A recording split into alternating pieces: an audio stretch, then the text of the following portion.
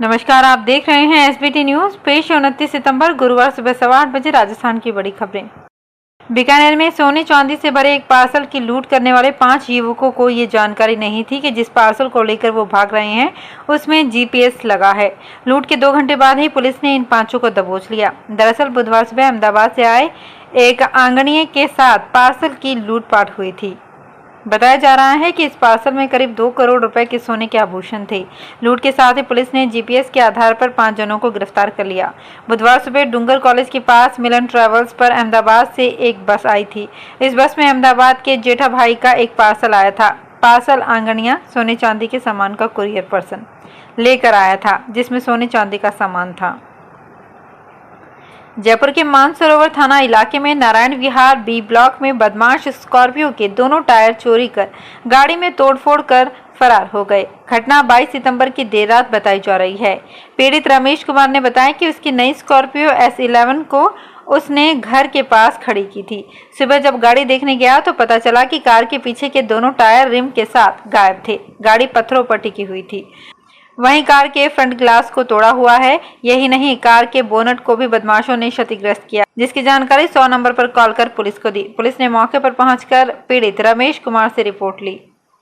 राजस्थान के सियासी घटनाक्रम पर पूरे देश की निगाहें हैं। हर पल कोई न कोई अपडेट सामने आ रहा है। कभी पायलट दिल्ली पहुंच रहे हैं तो कभी गहलोत के दिल्ली जाने की खबरें सामने आ रही है। इस बीच पूरे घटनाक्रम पर भाजपा वेट एंड वॉच की स्थिति में नजर आ रही है। भाजपा ने अपनी निगाहें राजस्थान के सियासी घटनाक्रम पर गढ़ा रखी है। इस सियासी उथल पुथल का ही असर है कि फिलहाल पार्टी ने संगठनात्मक बदलाव को टाल दिया है। झालावाड़ जिले में महिला एवं बाल विकास विभाग में अब पेपरलेस काम होगा। शीघ्र ही आंगनबाड़ी कार्यकर्ताओं को स्मार्टफोन उपलब्ध कराए जाएंगे। जिले में 1692 स्मार्टफोन आ चुके हैं। इसमें से करीब 1500 आंगनबाड़ी कार्यकर्ता तथा 28 महिला सुपरवाइजर को भी दिए जाएंगे। स्मार्टफोन में छोटे बच्चों की संख्या, गर्भवती तथा धात्री महिलाओं की संख्या आदि का रिकॉर्ड रखा जाएगा। इनका विवरण जल्द ही CDPO के माध्यम से करवाया जाएगा। ऐप के माध्यम से जिला स्तर से लेकर जयपुर बैठे अधिकारी भी सीधे जुड़ेंगे। भारतीय थल सेना की ओर से आयोजित की जाने वाली अग्निवीर भर्ती की जयपुर जिले में पहली रैली आज 29 सितंबर से शुरू होगी। ये रैली 14 अक्टूबर तक चलेगी। भर्ती रैली का आयोजन खेल मैदान, Bhiwani college of science and management, Kalwar, Jobner, Kalwar में किया जाएगा। सेना भर्ती रैली के लिए जयपुर एवं सीकर जिले के 73,000 अभ्यर्थियों ने आवेदन किया है। भर्ती रैली में शामिल होने वाले अभ्यर्थी राजस्थान रोडवेज की बसों में निःशुल्क यात्रा कर सकेंगे। इस संबंध में राजस्थान रोडवेज ने बुधवार को आदेश जारी किए।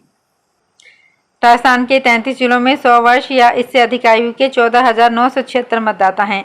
इस आयु वर्ग के सबसे अधिक 1,688 वृद्ध मतदाता झुंझुनू जिले में हैं और सबसे कम 73 12 जिले में हैं।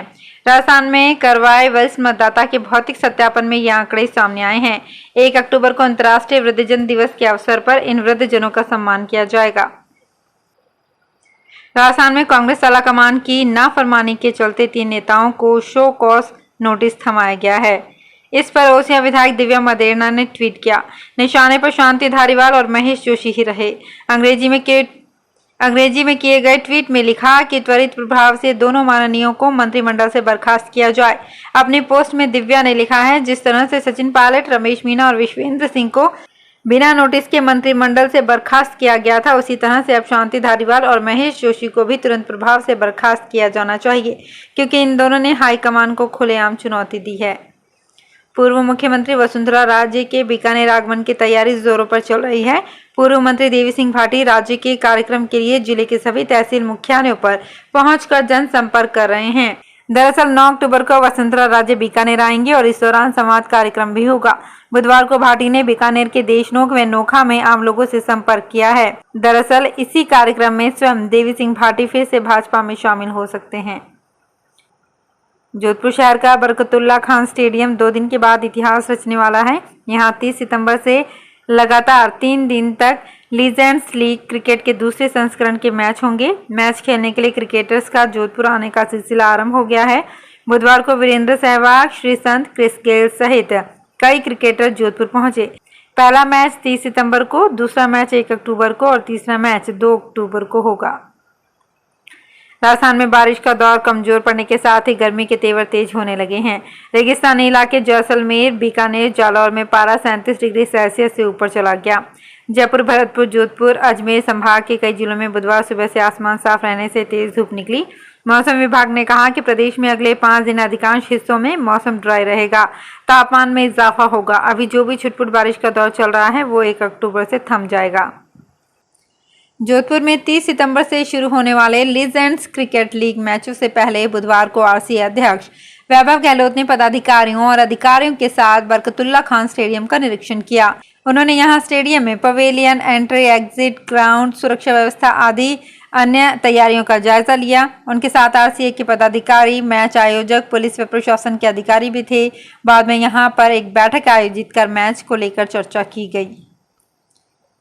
जोधपुर में महात्मा गांधी अस्पताल के आगे मुख्यमंत्री अशोक गहलोत के ध्यान आकर्षण के लिए लैब टेक्नीशियन रेडियोग्राफर ने प्रदर्शन किया। अखिल राजस्थान लैब टेक्नीशियन एवं रेडियोग्राफर्स एसोसिएशन संयुक्त कर्मचारी संघ के बैनर तले सांकेतिक प्रदर्शन कर लैब टेक्नीशियन एवं रेडियोग्राफर के विभागीय अनुशंसा के अनुरूप आदेश नहीं होने पर रोष प्रकट किया। जोधपुर में केलावा स्थित श्री रघुवंशपुरम आश्रम और केशव प्रिया गौशाला में लंपी बीमारी से पीड़ित गौवंश के कष्ट के निवारण के लिए चल रही श्री राम कथा वक्ता संत मुरलीधर ने शिव विवाह की कथा का वर्णन किया। कथावाचक संत मुरलीधर ने पार्वती जी के छोटी उम्र में तप और भजन करने के प्रसंग को श्रद्धालुओं के समक्ष रखते हुए कहा कि व्यक्ति को समय रहते भजन में लग जाना चाहिए, क्योंकि जीवन का कोई पता नहीं। इस अवसर पर कई भजनों और प्रसंगों के माध्यम से संत ने मानस का महत्व, जीवन का सार श्रोताओं के समक्ष रखा। जोधपुर में विभिन्न शिक्षक संगठनों के 2 दिवसीय शैक्षिक अधिवेशन बुधवार को संपन्न हो गए। इन अधिवेशनों में शिक्षक संगठनों ने विभिन्न बिंदुओं पर चर्चा की और अपनी समस्याएं व मांगे रखी। इन समस्याओं को दूर करने और मांगों को लेकर प्रस्ताव पारित किए गए, जिन्हें सरकार के पास भेजा जाएगा। वहीं अधिवेशन में वक्ताओं ने शिक्षकों से एकजुट होने का भी आह्वान किया। तो फिलहाल इस बुलेटिन में इतना ही। फिर हाजिर होंगे कुछ और बड़ी खबरों के साथ। अगर आप भी अपने आसपास की छोटी बड़ी और महत्वपूर्ण खबरों से अपडेट रहना चाहते हैं तो सब्सक्राइब कीजिए हमारे चैनल एसपीटी न्यूज को और प्रेस कीजिए बेल आइकन पर।